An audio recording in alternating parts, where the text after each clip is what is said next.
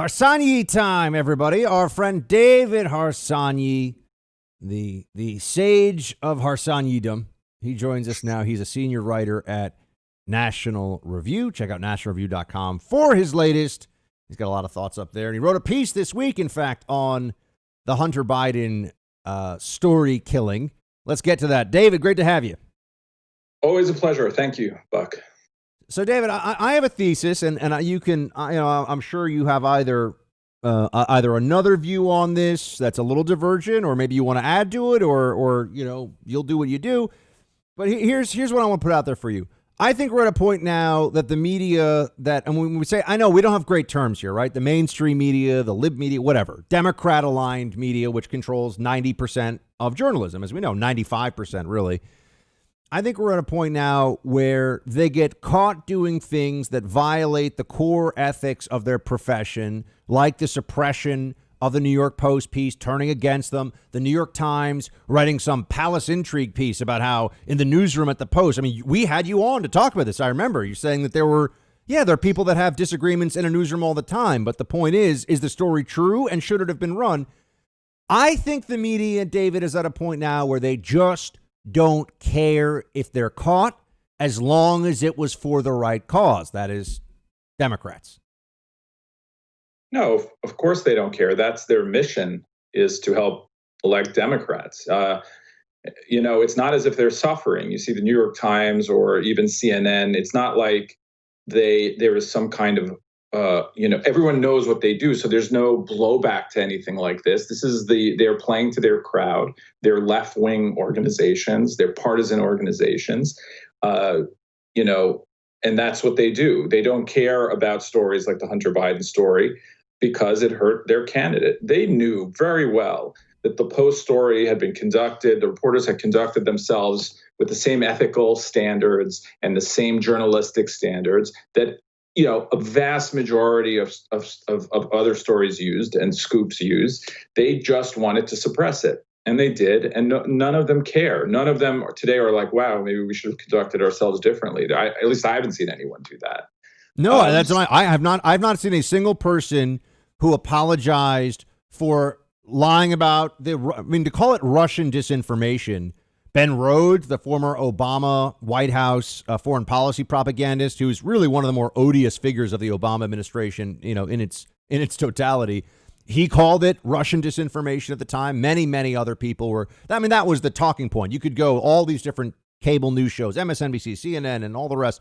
They're all saying that it was Russian disinformation, which it clearly was not.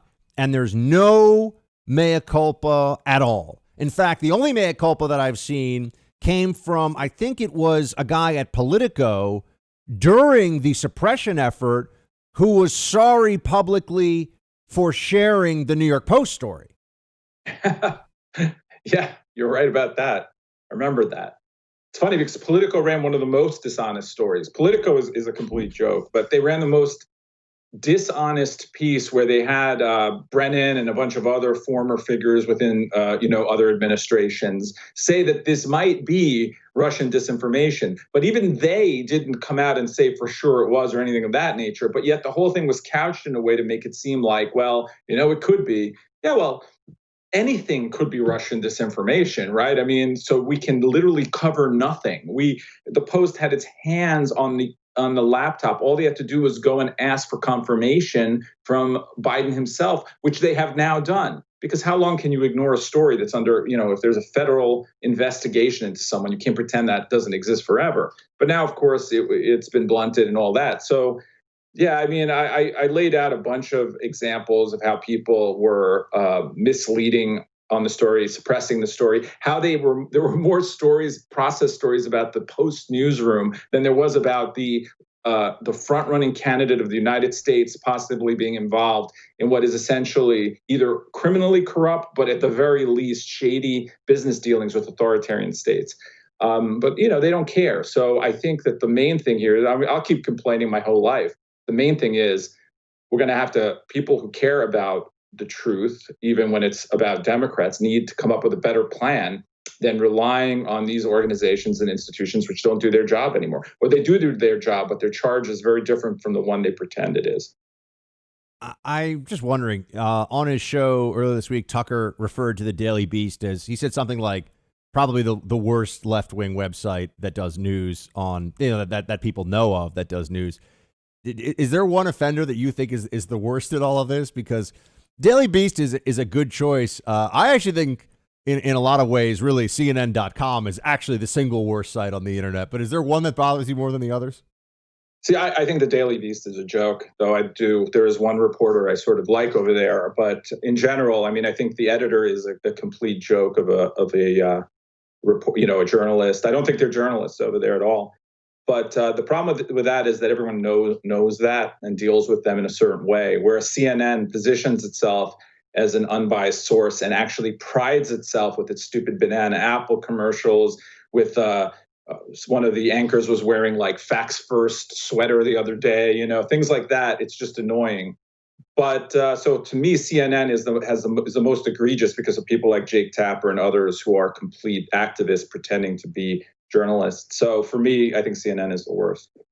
Yeah, I totally agree, obviously, and I think that it's something that people need to we need to come at all this now, not as sometimes these places lie to us in terms of their motivations. Now, it's not, no one lies about the facts all the time because that's counterproductive, right? Even and people, I have some familiarity with propaganda from studying it as an intelligence officer to see how other countries do it, and also in the Soviet Union. You want to use some factual basis for things, and then you want to either spin it in a certain way or leave certain things out. So it's not about that. It's not like we're all going to be using a different number for COVID cases, for example. It's about things like this. What do they suppress? What do they actually tell you? How do they, what information do they want you to be aware of? What are the headlines that they're using? But David, I guess, and we're speaking to David Harsanyi of National Review here, nationalreview.com. What do we do about this? I get asked this question, and it's a great question when people ask me, but I'm not always sure that I have a great answer. Just quickly, what you said about there being a kernel of truth and all kinds of misleading propaganda, as far as, the history of the world goes, that's always the case. There's always some, every conspiracy theory, for instance, somehow has one leg in the truth, or it wouldn't seem plausible to people. So that's, of course, the case. And the worst offenders who deal with that kind of thing are fact checkers, who are perhaps it's the lowest form of journalism there is, in my opinion, at this point. Anyway, let me move forward. I enjoy bashing these people, but what can we do about it? Well, there's not much right now, in the sense that I think that you have to keep pointing it out and in essence, fact checking them in their genuine use of the term as they go along. But the problem is, and I've said this on your show before, is that, it costs a lot of money and it takes a lot of work. And it takes a lot of time to actually really report on big stories. Sometimes you have to put reporters on it for months, a year, more even. And the problem with doing that for smaller places, National Review, Federalist, whoever, even Washington Examiner, and places that are trying to do more old school journalism, is that it's super expensive and they just don't have the institutions to do it. Whereas, the New York Times has, I don't know how many reporters in the newsroom. I imagine 600. 1,000, I think. I think they've got 1,000 people that work at the New York Times. Right. When I worked at the Denver Post in the heyday of newspapers, there were 400 people, I think, there. So you're talking about, there used to be a lot of reporters doing a lot of work and having very specific beats and so on, where it's very difficult to do. But I just don't see any other way to combat this, because I think journalism has been corrupted by journalism, from journalism professors all the way up the line to the top editors. They've turned on free speech. They've turned on, it's not bias anymore. That is completely something you can deal with. It's much worse than that. So I don't know. I don't really have answers to what we, meaning anyone who is upset by that, can do. I think right-wingers need to start their own journalistic outfits and do the work. But I wish there were very much places that the AP or Reuters pretend to be, just people who just give us just the bare bones facts about what's going on out there. That would be by the way, I think there is there could be a market for that. For example, if there was a place that did what CNN laughably pretends to do, I would be reading it. I'd be checking in. I'd kind of want to see what I could gather from that for my own purposes. If I knew that I could trust the information was accurate, right, and that I wasn't getting all this nonsense. If you're I mean, I know I'm picking on CNN, and there are many others, and CNN I do think is the worst offender in this regard. And it's gotten much worse even in the last 4 years. I'll say that, having had personal experience of working at CNN and knowing it's gotten even crazier. But it seems to me, Brian, that David, sorry. It seems to me, Dad, I just saw Kilmead's face flashed on a screen for a second, and I got, this is the problem with having screens in your radio room.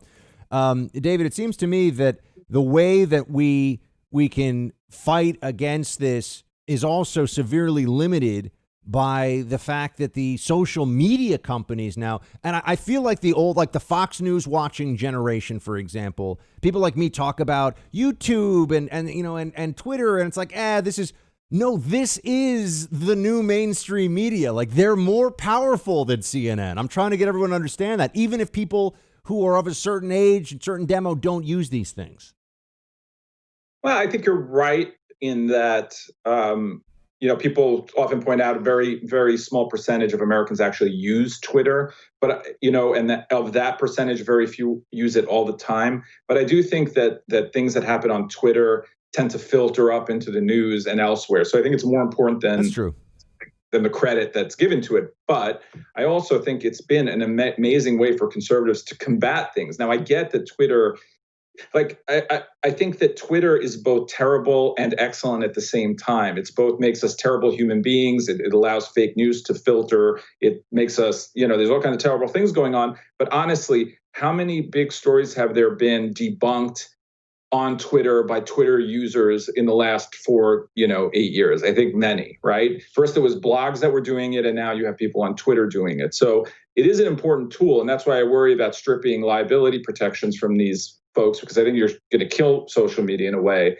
And then that gives gatekeepers even more control, because you're going to have less ways for a democratized, way for people to talk to each other. So I don't have any good answers for this, but I think that that talking to yourself on Parler, which is a fine site, whatever, is not helping you in the sense that being out there, being able to debunk what CNN is saying in real time on Twitter, if you have a big following, and you do, is much more effective. So giving up that fight and going to another platform, I don't know that that's really the answer to it.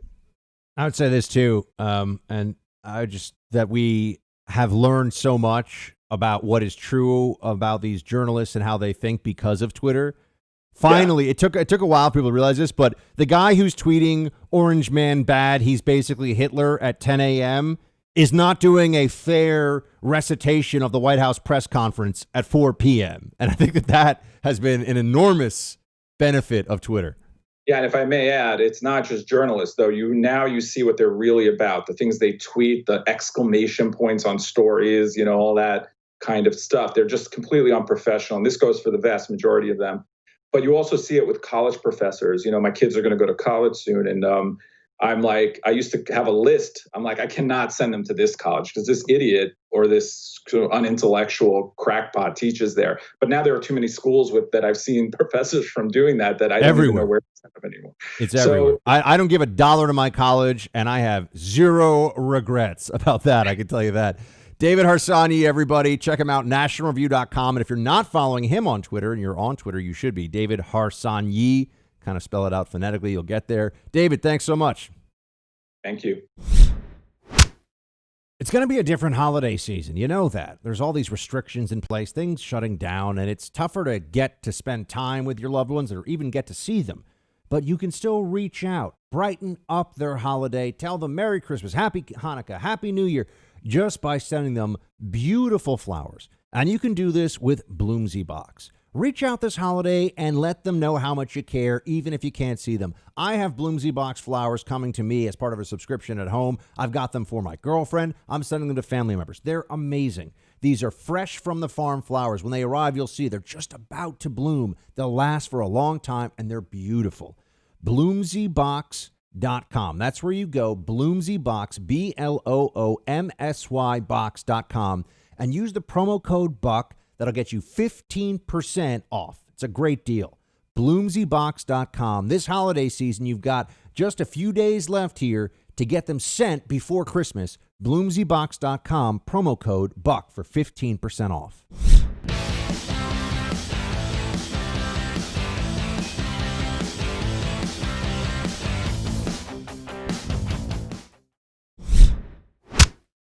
but I have a real problem with the CDC's recommendations for what to do over the holiday period. You know, it's nuanced. It's basically saying don't get together, but if you are going to get together, do these things. That's like telling somebody don't drive drunk, but if you do drive drunk, these are the best ways to do it. We have to be really hard. I don't care if I'm accused of being the Grinch that stole Christmas, but you know what? I want you to be around for next Christmas and the Christmas after that. So they now tell you, this is Osterholm, the main Biden COVID advisor, telling you that the CDC is at fault here, or he's criticizing the CDC because they're suggesting that if you decide that you're going to spend time with your family, here are the safest ways to do it. That's not a unified message. They need the totalitarian message of you are not allowed to see anyone. You are not allowed to go anywhere. You are not allowed to do anything because of COVID-19. That's the message. That's what has to be said by everyone. And those of us who reject this and who say, no, this is wrong, this should not happen, we are shouted down, we are shouted over. New York City just announced today, as I had told you for weeks, and as I've said for months, that they would have lockdown 2.0 in New York. And I have said for weeks they're going to close indoor dining.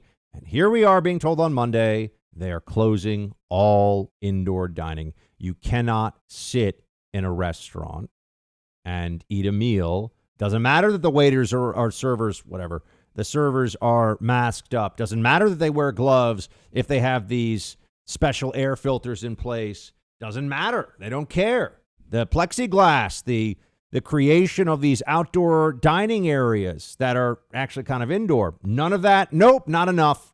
Not enough. Shutting it down. Restaurants will go out of business by the thousand here.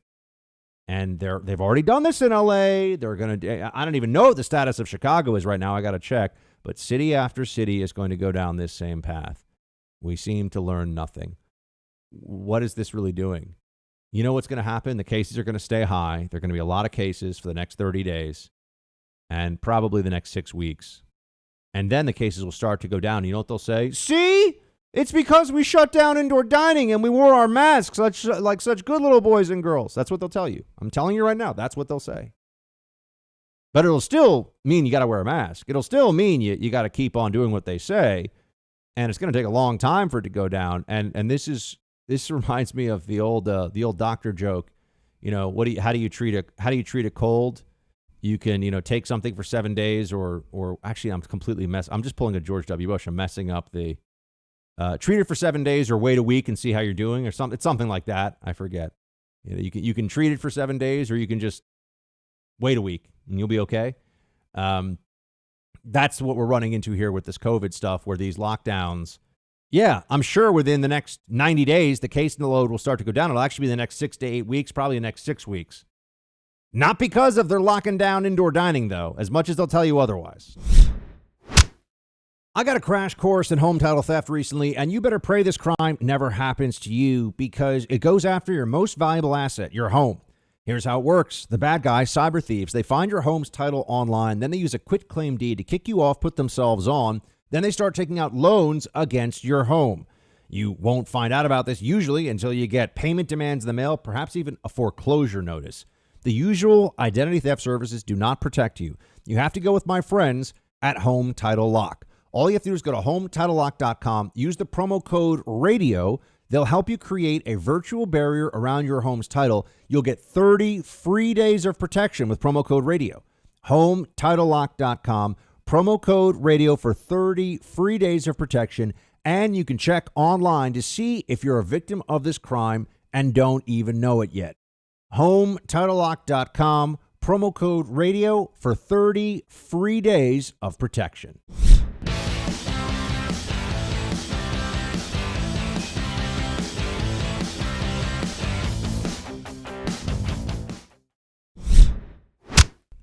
Big story this week about Eric Swalwell, member of Congress and on the Intelligence Committee, no less, in the House, who was targeted by a Chinese spy. People are now paying more attention than they have in quite some time to Chinese espionage and influence operations in the United States. I wanted you all to get a real sense of how far and wide those operations really are.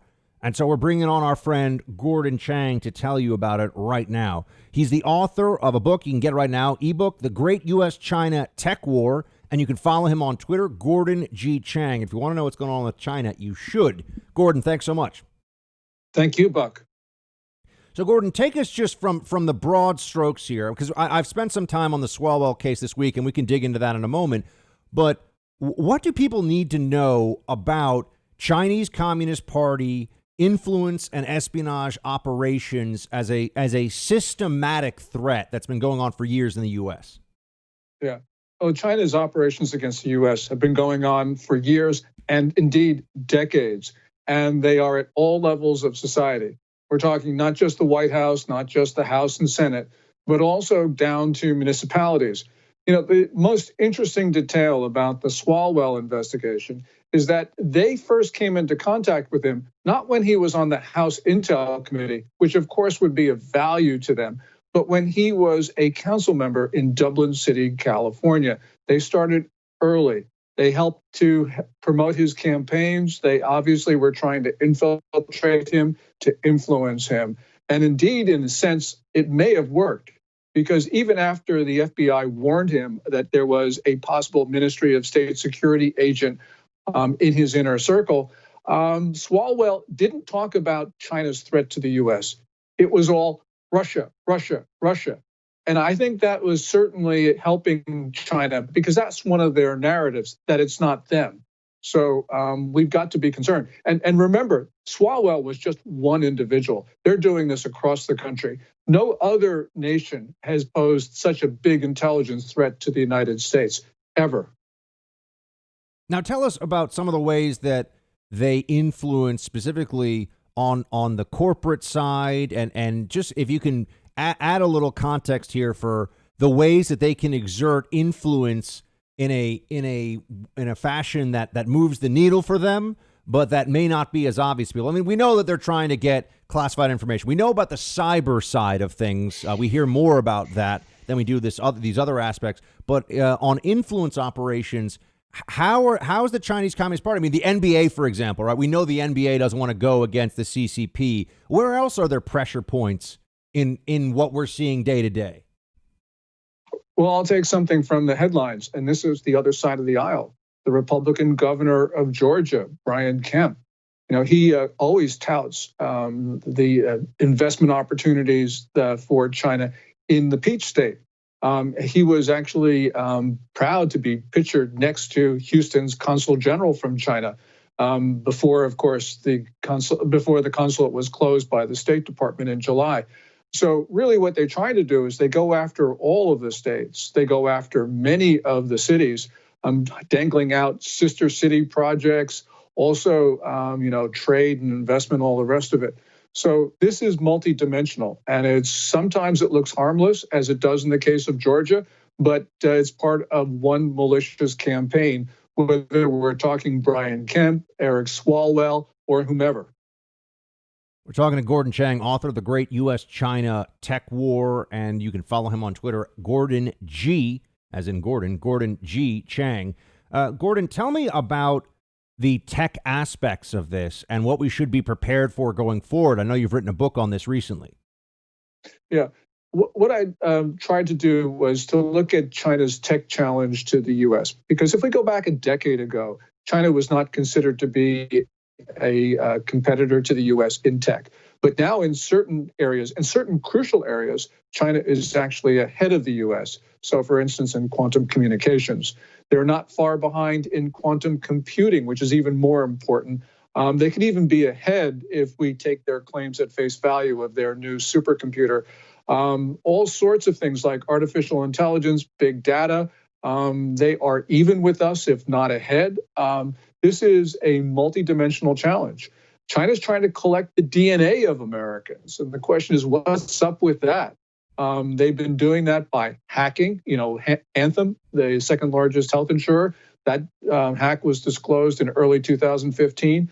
We know that they're buying up companies with DNA profiles of Americans.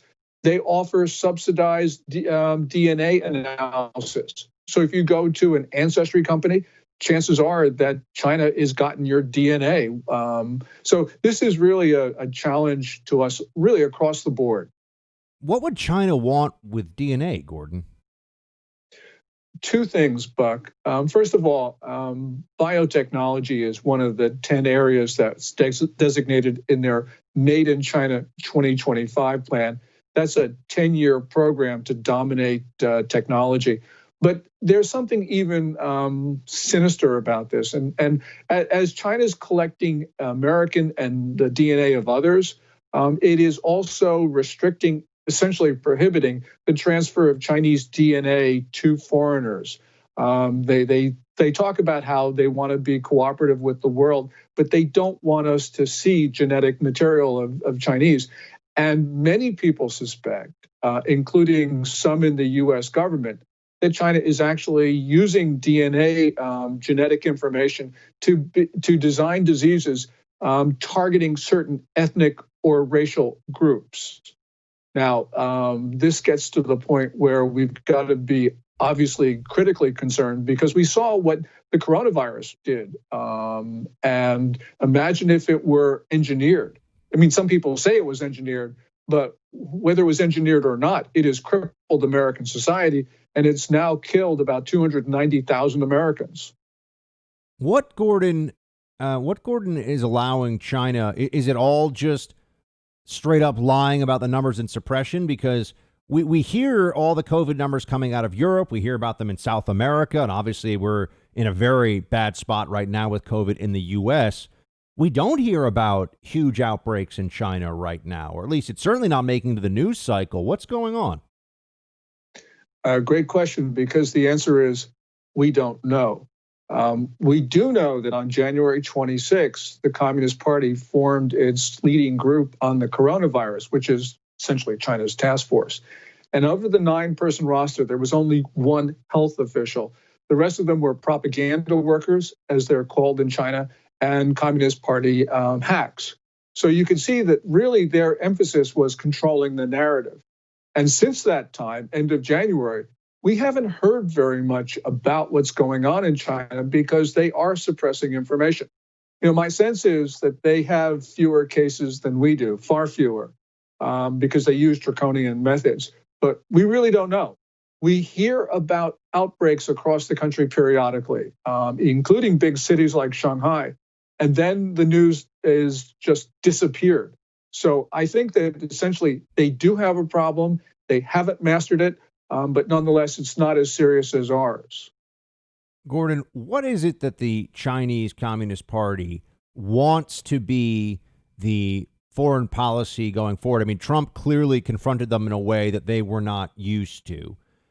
If we do go into a Biden administration here, what is it that the Chinese Communist Party wants to be our viewpoint? You know, essentially, what are they trying to achieve with the influence operations put aside? And the espionage is clear, right? They want to steal our most valuable intellectual property and technology. And they've been doing this for many, many years and gotten away with, well, we can't really, it's incalculable, right? We can't actually even know the full scope and damage. But in terms of what they want our perception to be and what they'd want a Biden administration foreign policy to look like, what does that look like? Well, they want whoever is inaugurated on January 20 to express subservience to China, because we have seen this year, Buck, China try to overthrow the government of the United States. And we know that Xi Jinping, the Chinese ruler, has the view that there is only one sovereign state in the world and only one sovereign ruler. And that, of course, is China and Xi Jinping himself. So these are designs, you know, a lot of people say, oh, China just wants to replace the US at the top of the international system. That's wrong. China wants to overthrow that international system and replace it with this notion of worldwide Chinese rule. And we have seen that they're willing to go to any lengths in order to accomplish that, including inciting violence on American streets, which is what they did this year, which is more than just subversion. That's an act of war against the United States. So what we can see is that China is trying to change our form of government so that we are subservient to China and that we're no longer a sovereign republic. I know many people think that that is an extreme statement, but nonetheless, that is consistent with what we have seen China do. And the more benign interpretations of their goals are not consistent with the facts. Gordon, I'm sure that it got people's attention when you mentioned violence on U.S. streets instigated by China. Tell us about that. Yes, Radio Free Asia has a report. You know, we've heard, of course, the State Department closed the Houston consulate in July, China's consulate. And the State Department said it was a hub of espionage. Well, that fits all 5 of the then Chinese consulates, and indeed the embassy itself. Radio Free Asia reports that an intelligence unit of the People's Liberation Army based themselves in the Houston consulate. And there they were using big data and artificial intelligence to identify Americans likely to participate in Antifa and Black Lives Matter protests.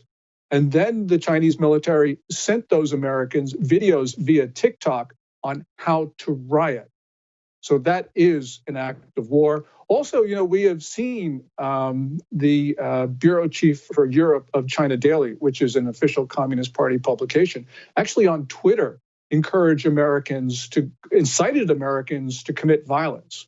So this is across the board China policy right now, and that is the most malign that we can think of. Gordon Chang, everybody, check out the Great U.S.-China Tech War and follow him on Twitter, Gordon G. Chang. Gordon, always appreciate it. Thanks for your expertise. Thank you, Buck.